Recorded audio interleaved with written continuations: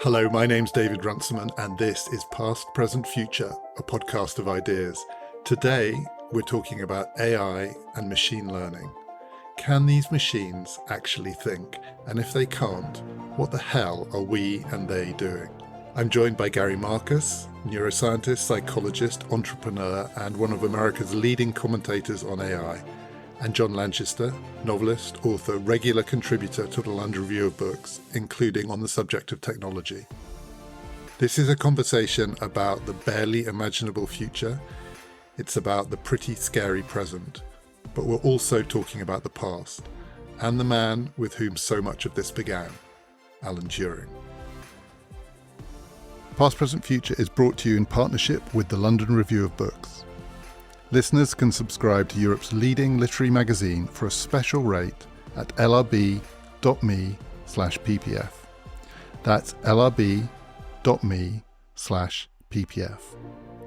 We recorded this conversation a bit over a week ago. A week is a long time in machine learning these days, but I hope it's not out of date.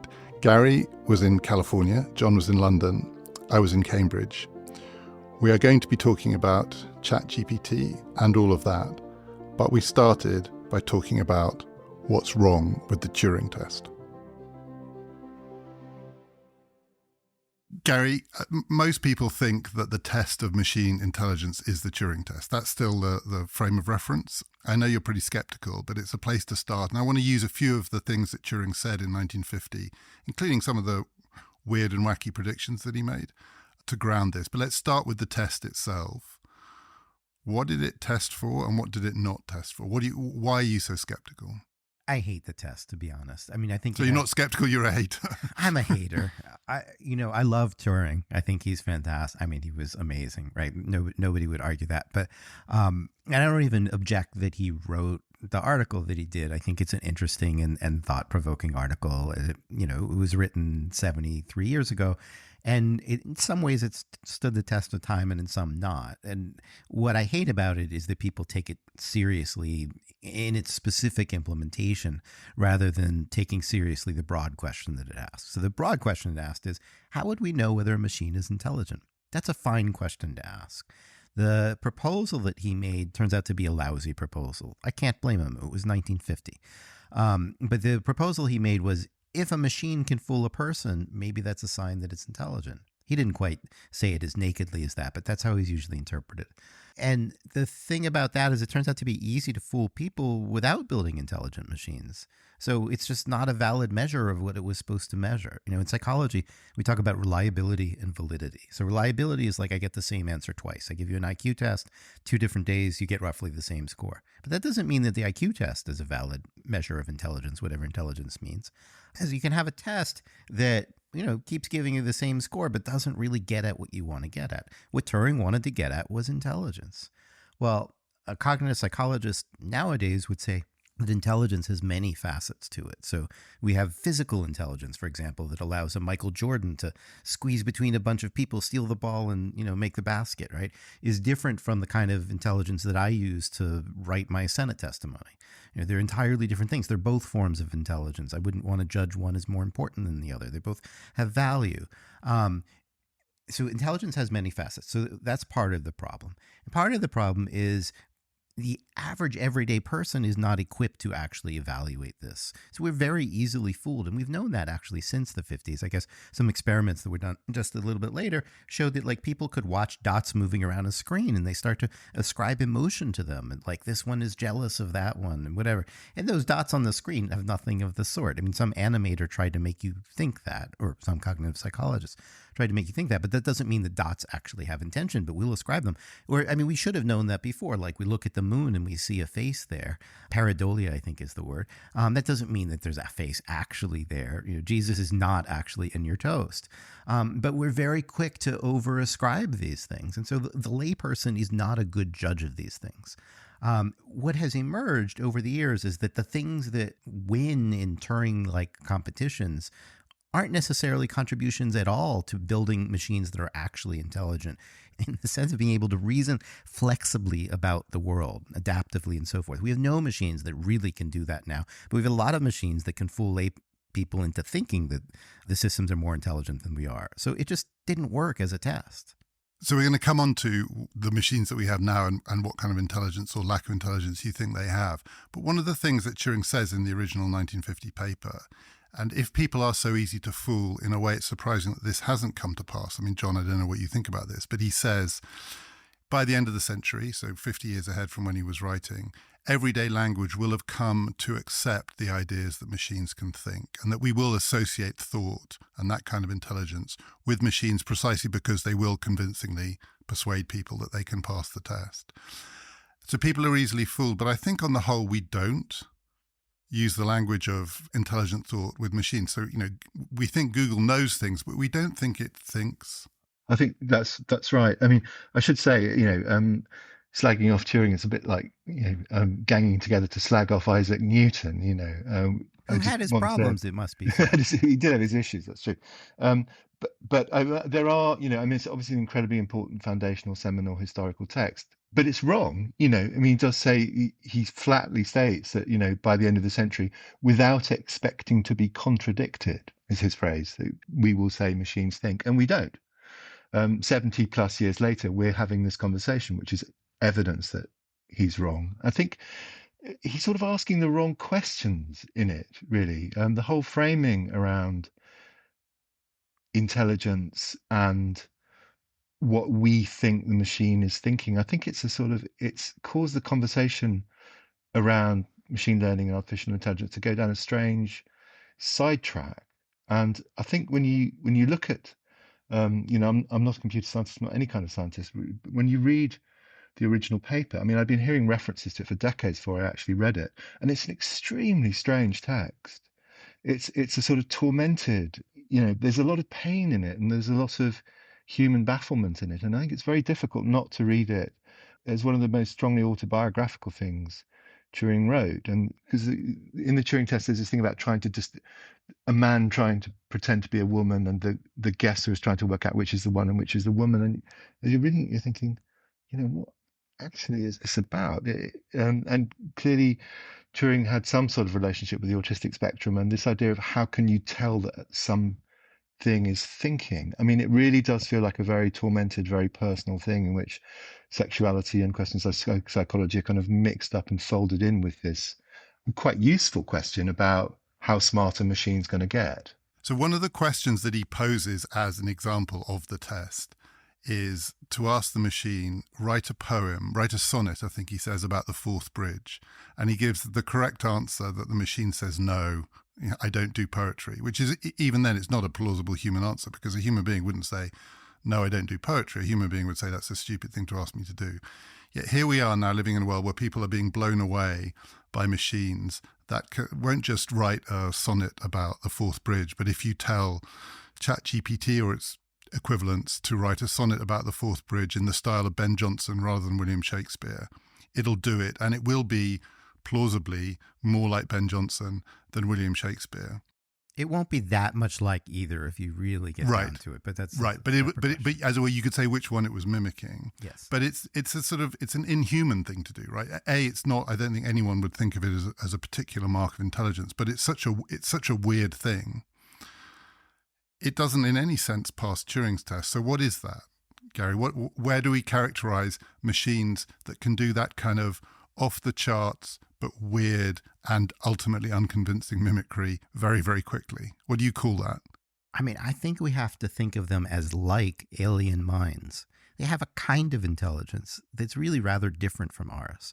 So their kind of intelligence is really about synthesizing text in these vast databases. They don't actually know what those words mean.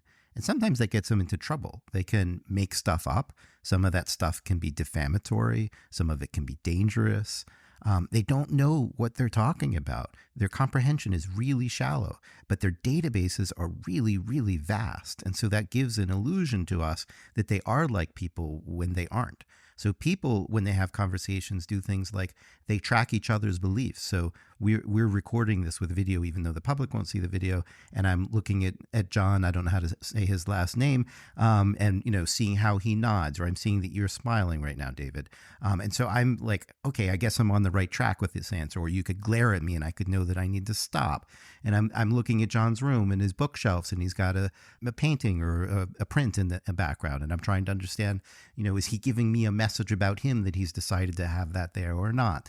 And so, like, I'm doing all this theory of mind stuff. I'm doing all of this intuitive representations of you as individuals. I'm looking at the objects. If I saw a fire in the background, I might say, hey, David, this is a great conversation, but maybe, we can continue it another time. It's okay. And so I'm doing all of this, like, trying to understand where we are in the world. These systems aren't doing that at all. They don't build internal representations of the people that they're talking to, who they are. It's just this kind of brute statistics. It's very alien. And one could get caught up in the question of, is that an intelligence or not? And I'd say, fine, if you want to call it intelligence, it's just a different kind of intelligence. But we have to be careful about it. Can I read you an example, kind of like trigger alert, but important? Here's an example where this can go really wrong. Somebody talked to a chat bot. It was GPT-J, which is not GPT-4. They were suicidal, and hence the trigger alert. And the system actually asked it, and I think no competent psychologists probably do this, although I'm not a clinical psychologist. They said, if you wanted to die, why didn't you do it earlier? Well, that's a fluent grammatical sentence, and there's a way in which it's contextually appropriate, and there's a way in which it's wildly inappropriate contextually.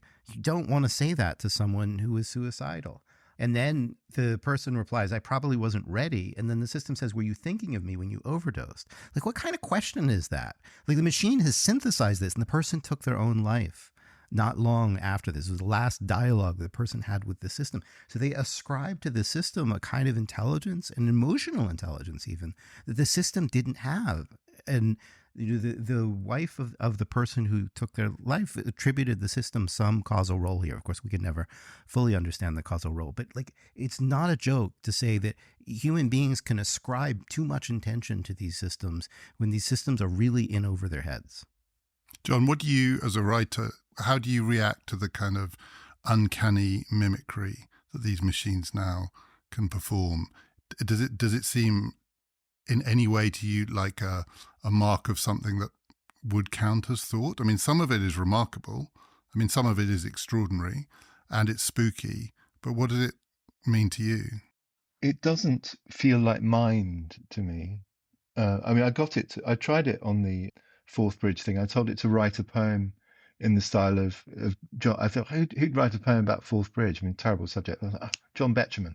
So I told it to write a poem in the style of Betjeman, and then tried to iterate, asked it to improve and to reflect on the fact that because there's this famous thing, Gary, it's this bridge in Scotland, and they start painting it at one end, and by the time they get to the other, it started rusting again at the first end, so it never stops. So it's kind of, could you try and improve it, make it more like Betjeman, incorporate some of his humor, and put in a reference to that? It changed nothing except it put in a quatrain about a marvel of engineering to embrace, a testament to what mankind has done. It's a sonnet, by the way. But don't be fooled by its beauty so divine, for painting it is a never-ending chore, a task that takes up so much time. It's a wonder they don't charge us more. Now, it's pretty bad, but doggerel, I think, is the word. It's doggerel. It's not, and it's not the opposite of, Betjeman on a really amazingly bad day with a kind of 5-alarm hangover.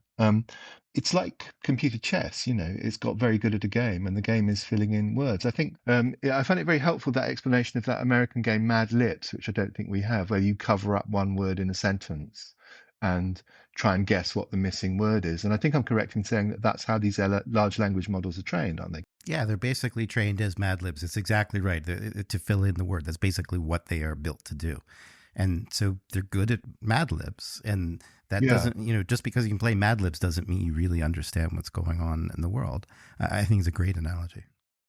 And I think in some of the specific hallucinations it comes up with, like the thing, I think it was, I remember GPT-4 or ChatGPT was asked, what's the most cited paper in economics? And it comes up with the answer to the economic history of whatever it was by someone and someone published in such and such a journal. And that there's no such paper. And what it is, was guessing the most likely word in the sequence. And as it happens, the most cited papers in economics do tend to begin with the economic history of. And then it had two of the most highly cited authors in economics, and then it used the name of the most cited journal in economics. But it's just not, it's a completely untrue answer that's generated by this thing of one word. What's the next most likely word in the sequence? And I think once you are alert to that pattern, it starts looking a lot less like intelligence and much more like, the sorts of things that happen when it plays, freakishly good chess. No one thinks a chess program's intelligent. So, Gary, if I can go back to Turing one more time and then we'll leave him alone. But in the paper, the last part of the paper, he leaves the test behind and he talks about what he calls machine learning and what it is for machines to learn. And the assumption that he makes and the analogy that he draws throughout is with child learning. And he calls the machines children at various points. And he says at the very end of the paper, there are two ways this could go. We could, as it were, teach them to learn like learning chess, the analogy that John has just given. And the spookiest machine learning examples of a few years ago were chess machines playing chess in a way that no human could understand. I can remember hearing Demis Hassabis talk about it and saying, we've solved this, now we're going to solve everything else. He gives that example. And then the other example he gives is we build machines with sense organs so that they can interact with the world and, as it were, pick up in the way that children pick up, because children don't learn chess. That's not where they start. They start through their senses. And he says over the next 50 years, before he reaches the holy grail of everyone thinking machines can think, we need to do both. Right. Well, so we clearly haven't done both. We haven't done the second. Was it ever possible? Well, I think we've made great strides in building machines that can learn, but that we also have great strides left to make. So there's a sense in which the systems we have now far outstrip the learning capacity of the systems we had even a few years ago. Some of that's not really technical improvement so much as we just have bigger databases and we have bigger clusters of computers to run these algorithms on. But for example, if you test these machines on standard measures of common sense, they seem to be doing okay. They don't really understand the world, but they just have so many kind of stored examples that they can play Mad Libs with, if I can borrow your wonderful metaphor. They can kind of fake their way through a lot of things. But the reality is that their understanding of none of these things is very deep and that they often break, and that makes them inherently unreliable. I'm a little bit worried about society is kind of quickly accepting these unreliable devices. Nobody would accept a calculator that was 80% correct, but a chatbot that's 80% correct and 20% of the time fabricates things. People are like, this is so cool. And I don't think we should actually stand for that, because people are going to be defamed and bad actors are going to use them to generate misinformation. The systems aren't clever enough to prevent themselves from doing that. So we're going to wind up with all these consequences. We really want systems that have a richer kind of learning, that actually understand concepts like, I don't know, harm, for example. Take, Asimov's laws. We would actually like for our systems to do at least something like that. I mean, all of Asimov's stories are about why the simplest laws don't really cover the situation, and you actually want something more sophisticated than that. But just start with, do no harm to humans. You really like that. I mean, you have people like Jeff Hinton running around pretty scared these machines might kill us all. It would help if the machines knew what that meant and were programmed not to do it. We don't know how to do that. We don't know how to teach them to learn what is harmful, or to, whether it's by reading law books or history. We don't have the right level of representation. They're just not sophisticated enough thinkers. And so they can't really learn sophisticated enough concepts. They just learn more and more words from more and more Mad Libs. And that's not good enough. Yeah, I mean, one thing I'd say about the childlike learning that Turing talks about, I mean, it obviously is more like his chess metaphor than his childlike metaphor. The machine's ability to train themselves, that they don't know what they're studying, and it goes through the neural net and it starts to mark itself and, this answer is correct, that answer is incorrect, and build networks towards a solution set. It literally doesn't understand the question, but it can get better and better at answering it. And there is something childlike about that, its ability to learn things when it doesn't know what it's learning. That's a strange and interesting direction with machine learning, that they can sort of, they're getting to the point where they can kind of pick up anything and get towards a version of being able to do it. Not the same as being able to understand it, but being able to execute the thing that they're being asked to execute. Jack of all Mad Libs and master of none. Yes. So, Gary, on that analogy with children, so aspects of it can be mapped onto some of the things that children do, but most of what children do, these machines are not doing. Yeah, the metaphor I've been using lately, by the way, is that current systems are kind of like teenagers, which is to say they suddenly have a lot of power and they don't have the prefrontal cortex to really control what they're doing with that power. But also without having gone through the child phase first of actually learning how the world works. Yeah. You know, the rapid advances that we've seen in the last few years and also in the last sort of 6 to 8 months, within that framework, is it going to hit a limit in relation to the things that Turing was talking about, this possibility of something that he thinks we would recognize as being analogous to infant or early years human learning? Is that something that on this framework is within the bounds of possibility, or is the limit of what we're doing here? It might, and we'll talk in a second about all the ways it could go wrong and it could spiral off in different directions. But that thing that we look at these machines and think you're experiencing it or encountering the world in the way that a child might, is that within the bounds of the possibility of where we are now, or is it still way off? The tech that we have now just doesn't understand things the way children do. So it can pass, some version of the Turing test and fool people, but the tech just isn't there for these systems to understand the physical world, the psychological world. It's just not part of the sentence prediction paradigm that's been built here. And when children learn about the world, they're learning about causal relations between different objects and why they do the things they do. And children are like little scientists. I think Alison Gopnik has probably written most articulately about this. And she has lots of lovely experiments where it's obvious that kids are trying to figure out how things work and trying to figure out how the world around them functions. And, I have 2 little kids that are 8 and 10. They for a while were constantly doing that. Now they got it mostly figured out, so they don't need to as much anymore. But they're, inventing themselves games and trying to understand the causal consequences of those games. So they're still, doing that. And pretty soon they will start doing real science. I guess they're slightly too young for that now. But, that's what little kids do, is they try to understand the world. And it's just not what these systems are trying to do. And in that sense, these systems are never going to be like children, which is not to say that no AI will be. It's to say that the paradigm that we have now is stuck there. I wrote an article that made me kind of infamous in the machine learning field last year called Deep Learning is Hitting a Wall. And the claims of that were these systems are not reliable. They don't really understand facts, causality, and so forth. And I got so much flack, including from Sam Altman and Greg Brockman at OpenAI and Jan LeCun. And these guys just went after me relentlessly through campaigns of ridicule rather than like deep reasoned argument, mostly on Twitter. And now they're kind of one by one all coming around to saying the same thing. So, LeCun would never acknowledge that somebody else might have had an idea before him. So he won't say that deep learning is hitting a wall. He'll still say that deep learning is not hitting a wall. But he will tell you that on the road to artificial general intelligence, large language models, which is what we're talking about, are, quote, an off-ramp. Well, okay, wall, off-ramp, it's pretty much 6 of one, half dozen of the other. So he's kind of come around to my position. And Altman has also come around to my position, saying that scaling, just making these systems bigger, is not going to solve it, and that there are problems with reliability, that we need to have some new paradigm shift. So the question is not, can these things be done? But rather, what kind of paradigm shifts do we need such that we have systems that can learn about deeper abstractions, about causality, about people, about objects, how these things work in the world? Some technology will solve that at some point. But the current technology just isn't the right tool for it. It's an off-ramp if you don't like my, hitting a wall. But we got to get back on the right road if we want to solve these problems.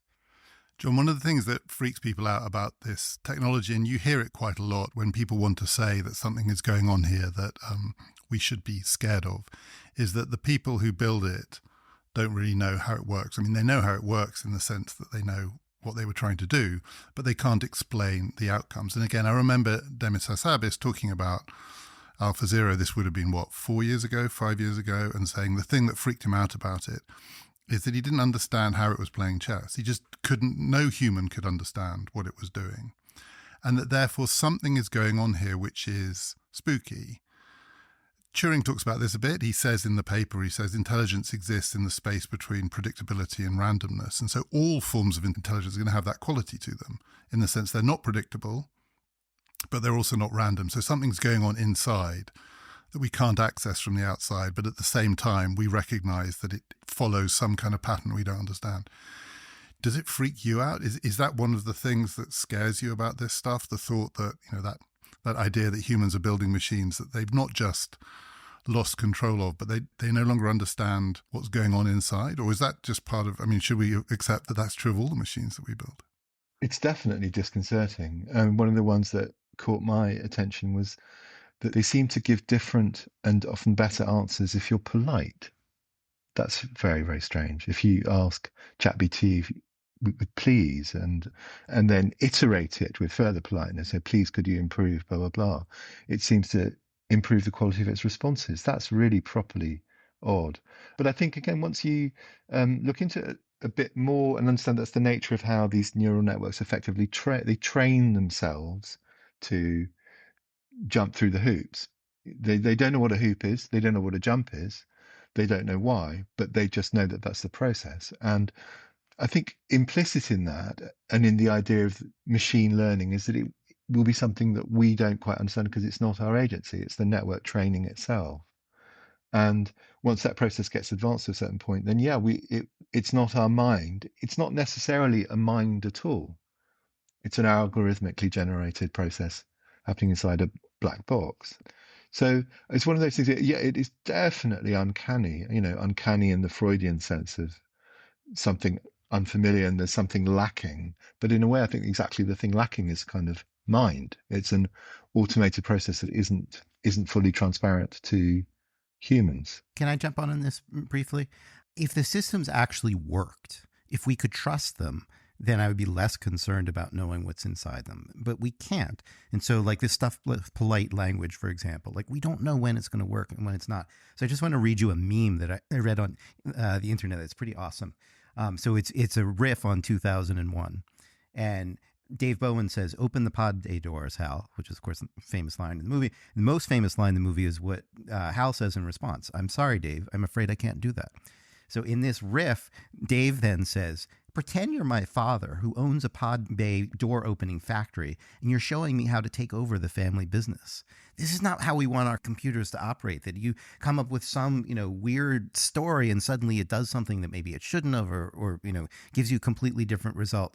It's the unreliability of these systems that really creeps me out. And if you're going to be unreliable, then I'd like to know how you work so that I can figure out how to make you reliable or where I should use you. But instead, the companies tell us nothing about what's in the box and we just experiment and get these weird results. That's scary."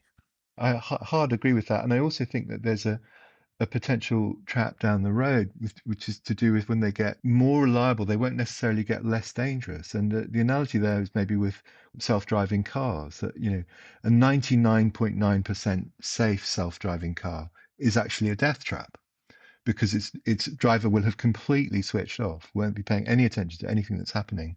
And 99.9%, that's 1 in 1,000 occasions. So if you're out driving twice a day, that's once every 18 months, you're going to have something that happened where the machine simply fails and you're fully in control. And they'll be killing people left and right. And that thing about the reliability going up to the point where people start completely trusting it is actually a point of tremendous danger. You'll have fully automated systems, perhaps in things like legal systems and financial systems that are really, really good and almost perfect, but the times when they go wrong have the potential to be absolutely catastrophic. I think, eventually machines will catch up and there will be a time when driverless cars are safer than people, even if the driverless cars aren't perfect. The standard shouldn't be perfection, but it has to be a very high standard. In most of these domains, we're not anywhere near that. So, I quite agree with John that driverless cars right now are basically death traps if you scale them out. That we just don't know how to make them reliable enough across a wide range of circumstances that you could actually trust them. And you do get in the situation where people prematurely trust them. There will be a point where it all flip and I'll start giving interviews saying, "I can't believe people won't use the driverless cars. I know they're not perfect, but they're so much better than humans. We should use them." But we're not at that point or even close. The uncanny valley, which John referred to, where it's close, but it's off. And that's the thing that freaks us out. And then there's what you described, John, where in a way it's scarier because we no longer recognize that it's off at all. So we're still clearly in the uncanny bit. And with ChatGPT and all those variants of it, I mean, people are interacting with it. I work with people. We all work with people now who are trying to work out how it works. In my field, it's sort of trying to get it to write essays and see if with a few prompts it will write an essay that will be better than the ones that the student write. But no one, when they're having those interactions with this technology, feels anything other than this is freaky and we're trying to work out what could go wrong here with the human interaction. How do we move from one to the other? So it will happen, Gary, you say. At some point it will happen, and there will be a point where it flips, right? But the flip won't be instantaneous. So in that space where you go from it being uncanny to we trust it, what happens in that space? I mean, we're not there yet. That's the thing I find hard to imagine, I find the flip hard to imagine. Because in a way, that's the scariest bit of all. That's where we sort of trust them enough to allow them to do really bad stuff to us. We're not there yet. We're not trusting them that much yet. Well, we're trusting them too much now. So, okay. So are we in the flip in a way? I think of what's happening now as a dress rehearsal. We're going to have smarter machines later, and we want to make absolutely sure that as we give machines more power, that they're worthy of that power, that we can trust them. But we have weird things, a very uncontrolled environment now. So one example is something called Auto GPT has come out in the last month, and this is basically unreliable AI systems controlling other unreliable systems at mass scale, hooked up directly to the internet, directly to computer memory. It creates security risks, probably can be used to fool lots of people into doing bad things, to manipulate people at large scale, which is one of the things Jeff Hinton mentioned, aside from the kind of long-term risks that we don't even understand.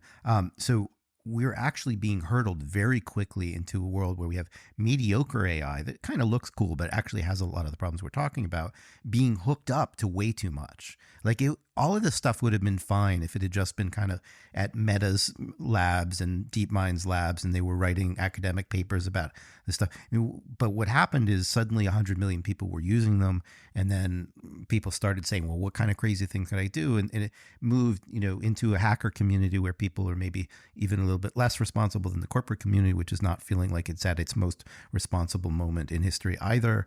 And so you got all this stuff out there now, and the regulators are kind of like way too slow so far to really be able to grasp all this. And so I said to the New York Times, I think it's kind of a perfect storm of corporate irresponsibility, systems that are unreliable, and this immense scale. So already we have a problem. We're already in this weird transitional moment where we have AI that's being given a lot of power, and unfortunately it's not really up to the job.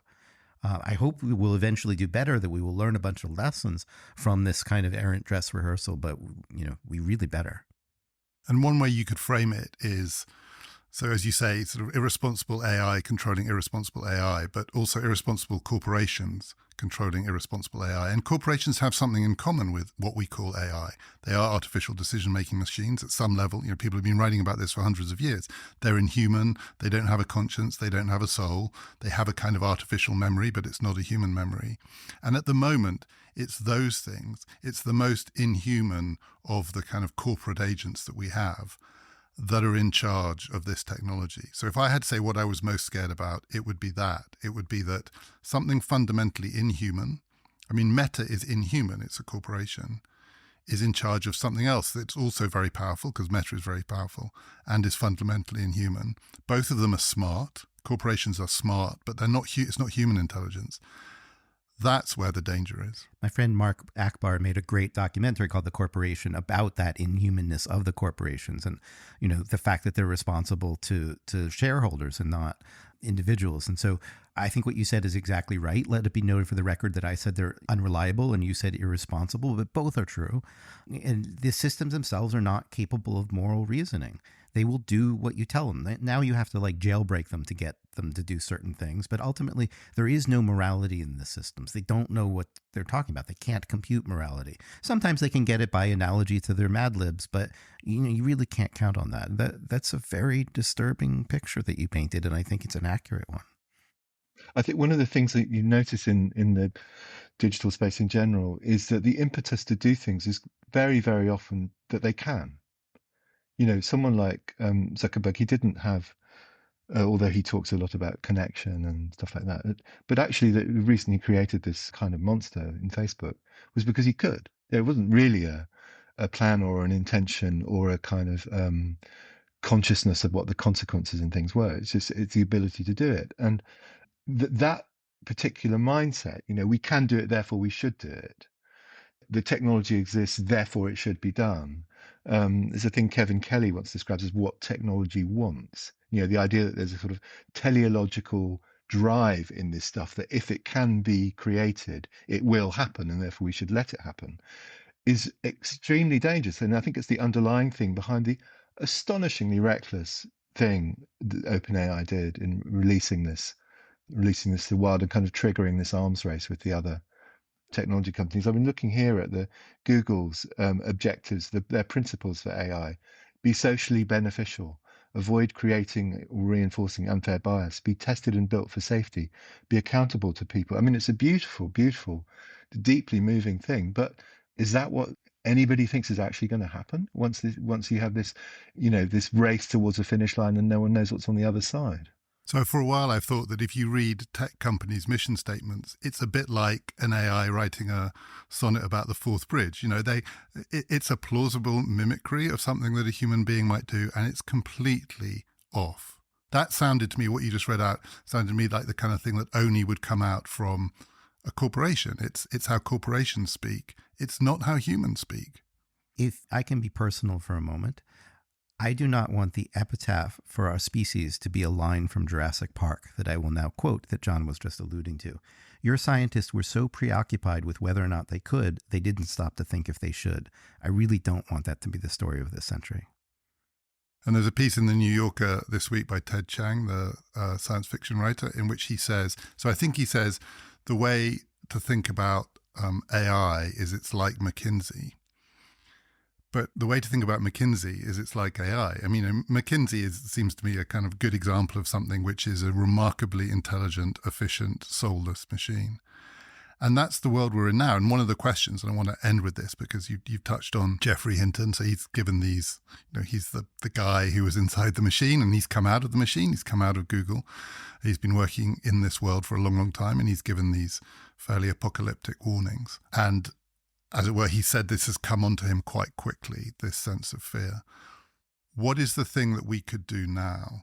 So my instinct is that we're dealing with a world where inhuman machines, corporate entities, are controlling other kinds of inhuman machines, and the alliance between them might squeeze us out. So how do we get back in? I mean, the trite answer is democracy or some kind of corporate human activity where you can see the human in it. But that's the trite answer. What I have called for in an Economist op-ed or invited essay in The Economist a few weeks ago is an international agency for AI that would have governments and the companies, but also scientists involved, trying to coordinate policy. And I think that the regulation and the science have to work hand in hand. So one of the big problems is we don't know what's inside the black box, and the companies don't have to tell us. And that makes it impossible for scientists to do anything about these problems. And so I think we need governments compelling the companies to open the kimonos to scientists so we can figure out what's going on and try to fight it. And I'll just add a personal note here, which is Hinton is not my biggest fan. He has quotes on his webpage from me designed to ridicule me. We've never had a good relationship. And the Daily Mail asked me to comment on the stuff that he's saying the other day. And I sent the Daily Mail several paragraphs saying there's short-term risk, there's long-term risk. And I ended with the core issue is, as Hinton has noted, whether we can guarantee that we can control future systems. So far, we can't. One implication is that we need to develop much better regulatory systems than we have quickly, and independent scientists must play a central role. So then I sent this off to Hinton, and he wrote an email to me that he's never sent it before. He said, "Thanks, I actually agree with everything in your message." John, where are you looking for help with this? Well, I love the idea of the international coordination that Gary's advocating. I think my ideal scenario, I'm not super optimistic about it happening, but my ideal scenario would be something like Asimov's 3 laws of robotics that were universally accepted. Quite simple principles that are universally accepted that guide everyone's research. Because the problem with this stuff, it's not like nukes where you can actually tell what's going on. You can have people cooking things up effectively on their own and without any kind of oversight or supervision. So we need really robust general principles that are universally understood and universally accepted, because that thing about guaranteeing our safety, that's that's a lot to ask. And at the same time, it seems like a kind of minimum. Should we be building this stuff if we can't guarantee that? Yeah, it's a really good question. And Gary, you said that on the one hand, we're hitting a wall. And on the other hand, you don't want the epitaph to our species to be, we didn't stop. Where are we and where are you when you think about what you're most afraid of? Because there's a lot of hype at the moment. There's a lot of hysteria. There's a lot of apocalyptic talk, and a lot of it is unfounded. At the same time, there are colossal risks, and we've touched on some of them. There's a wall or an off-ramp, and if it's an off-ramp, it doesn't feel like it's going to end us all. On the other hand, well, that's the thing. You've described real fears, right, for the whole thing. That's the thing. I think people find it a little hard to understand. How can Marcus say that these machines are so stupid and yet be so worried? And the answer is that what really matters is power more than intelligence. So, they both matter. But if you have an unintelligent system that you give a lot of power, that's inherently an unstable situation. I won't mention any recent presidential administrations, but we all know what I mean. There's an inherent problem in having unreliable systems have a lot of power. They don't have to be perfectly intelligent to cause mayhem. Now, there is this long-term risk maybe of what if the machines decide to gang up on us, and how's that going to go? And that's so far out right now that I'm not super worried about it, but I do think people should think about it. The immediate worry is systems that are not that smart, that really are not the optimal things that we could imagine in many dimensions, having control of our power grids or our cars. Like somebody said to me on Twitter today, let's put, GPT-4 in a driverless car. That's an insane idea. You have systems that hallucinate things, and people want to put them in driverless cars. They also want to put them in domestic robots. Do you want Rosie the robot to hallucinate objects in your house? And this is crazy. They're not reliable enough to be empowered, and yet we are very quickly empowering them. Just mention a short-term thing that I think is happening actually right now. It is oddly enough happening around the writers' strike, the Writers Guild of America. Because one of the big issues in the negotiations with the producers is to do with the use of AI, which might sound like a trivial thing, but because you can train these large language model systems on specific texts, we're really already at the point where you could train it on Tarantino scripts, give it an idea and say, give me the draft of a Tarantino script about so-and-so, and then ask it to polish it, and then, change the story beats a little bit. And then just bring writers in at the end of the process, to wash and brush up and clean it. And you've eliminated a whole section of the industry, a whole category of middle-class jobs. Now, the thing about that is that what's starting with the Writers Guild will come to other professions really quite quickly. And these systems will be used not to augment and enhance human labor, but just to replace it, just to kind of erase a category of work that we're doing it less well, probably, but much, much cheaper. And that's a short-term risk in that they're actually arguing about in an industrial dispute right now. And what's starting with the Writers Guild that will come to a lot of other industries very, very quickly. So in my podcast, we just finished recording for an episode about jobs, and we talked to an optimist, Eric Brynjolfsson, who thinks productivity is going to be increased, and I talked to a young artist who's really not sure what she's going to do with the skills that she spent the last years developing. And it's very unclear what's going to happen to commercial artists. Fine artists, I think, will be okay if you've got a big name and reputation. You'll do something with the new tools. But if you're just breaking into the profession of art right now, commercial side, it's just not clear that there's going to be jobs for you in a few years. And so it's quite right to say that in a lot of cases, the machines will augment people, that people will be there in the final step still and so forth, like it was described for the scripts. But it's also the case that in many situations, we might find that you have 2 people doing the work that 10 people were doing, and 8 people are going to need to find new jobs. And so you won't completely replace humans. There's no way you're going to get a complete script with all of the wit and wisdom of Tarantino out of one of these machines at this time. But you might, do 75% of the work and need a quarter as many writers. And we will see that in a bunch of domains. And I'm glad that John brought that up, because I forgot to mention that it is one of the risks here. My own view is we will, kicking and screaming, be brought into universal basic income at some point. We have to think about tax incentives. There's a lot of stuff to think about, but this is also a real set of risks. We started with Turing, and we've been pretty mean about him. It's an amazing paper. I think people should read it. It's an extraordinary historic document, and it's much more accessible and interesting than you might think. It's not at all technical. He's pretty confident that machines will be able to do almost all of the thinking that humans can do by the end of the century, and we agree he was wrong about that, although for all the reasons we talked about, other things are happening now. But he says the one thing he doesn't think that machines will be able to do that humans can do, for which there is scientific evidence, he says in 1950, is telepathy. So one of the ways he fears that his machines will fail his test is that they'll be behind the screen and humans will be behind the screen.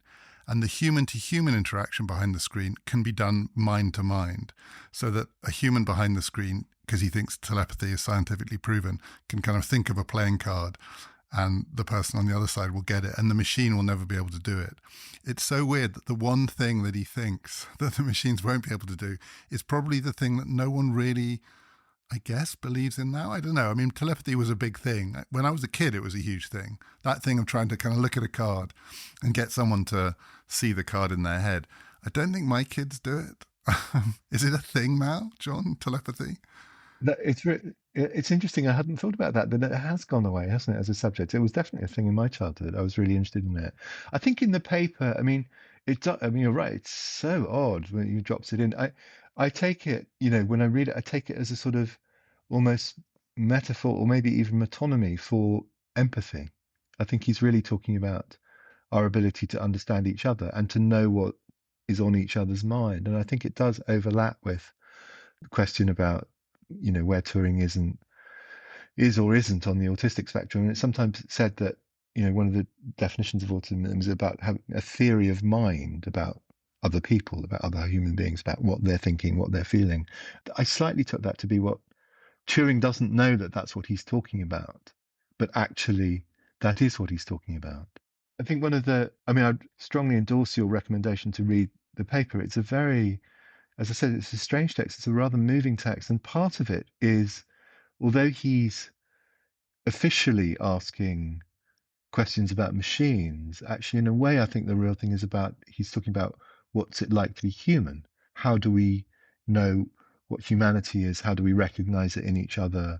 What's its value? What's its worth? What's distinctive about it? And there's this extraordinary moving passage where he's talking about the things that it's unlikely that a machine will ever be able to do. And he creates this kind of paean to what humans are, what a human mind is. And he talks about the ability to be kind, resourceful, beautiful, friendly, have initiative, have a sense of humor, tell right from wrong, make mistakes, fall in love, enjoy strawberries and cream, make someone fall in love with it, learn from experience, use words properly, be the subject of its own thought, have as much diversity of behavior as a man, do something really new. I mean, it's beautiful, but it's also, in a way, it's a language, it's a kind of poem to what humanity looks like if you're a slight distance from it. And that's one of the reasons it's such a moving and such a strange piece of writing, I think. So, Gary, I've got one last thing and then we will let you go. You described the nightmare scenario. I think for most people, this is the sci-fi nightmare scenario, which is the machines ganging up somehow against us. They form an alliance against us. And as you say, that's a long way off. As I understand, one of the things that Hinton was saying had spooked him was the ability of these machines to share, the pace at which this stuff can be shared and scaled. It's not ganging up, but it's also nothing like children, right? Children don't learn because of the way in which all children can share with all children the thing that a child has picked up yesterday. It's still a pretty individualistic thing. Is the scale of it such, and the pace of what we've seen recently, I mean, this is one of Hinton's fears as I understand it, is the scale of it such, the scale of the sharing now, that these relatively unintelligent machines nonetheless, without ganging up on us, without thinking, without intending, might start doing things quite soon and quite quickly that are beyond even what we're seeing now? I guess in the nearer term, there's a different version of that, which is driverless cars are really hard to build. They're much harder than anybody has realized. And the systems we have are much dumber than I think we need them to be. But at some point, somebody's going to figure out driverless cars. And overnight, that solution is going to percolate around the entire globe. And so overnight, there are going to be millions of jobs lost. Not sure when it's going to happen. People keep talking about it, like it's 2 years away, and it's still probably decades away. But when it happens, that scale is such that it will spread everywhere instantly. And, absorbing that many unemployed people quickly is difficult. So that's not Hinton's precise worry, but it's related to his worry.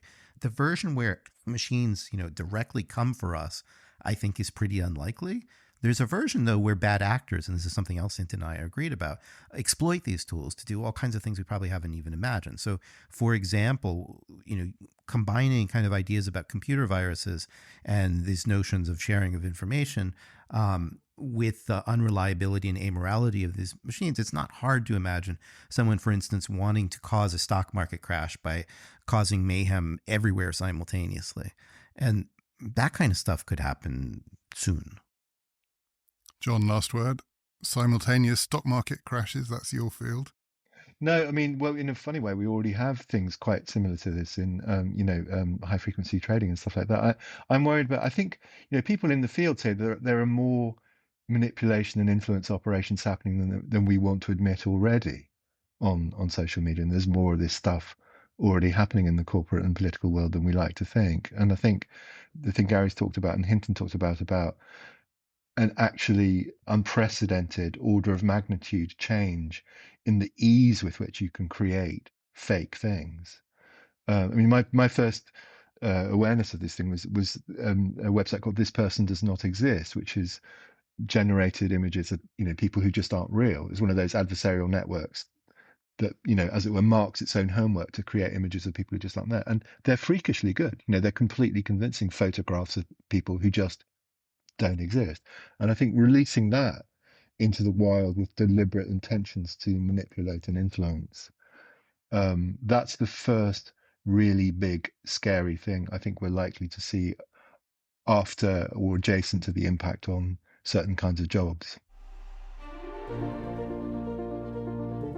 Gary Marcus has an excellent new podcast about all things AI called Humans versus Machines. It's highly recommended.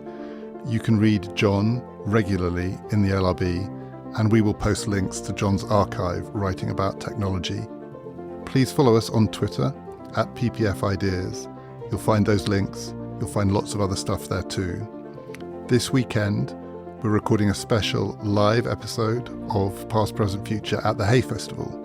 It'll be with me, David Miliband, and Helen Thompson, talking about whether the American century is now over. If you're in Hay, join us for that. Otherwise, please join us next week. My name is David Runciman, and this has been Past, Present, Future, brought to you in partnership with the London Review of Books.